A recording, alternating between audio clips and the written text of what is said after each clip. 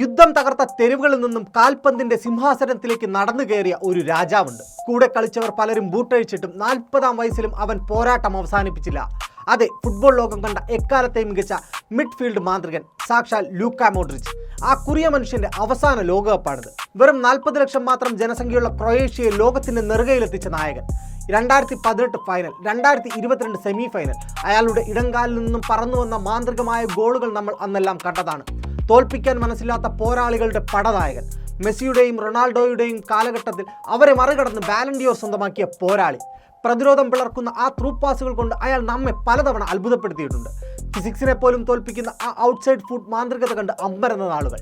ഇത്തവണ അമേരിക്കൻ മണ്ണിൽ പന്തിരുളുമ്പോൾ അത് ആ ലെജൻഡിന്റെ അവസാന സിംഫണി ആയിരിക്കും.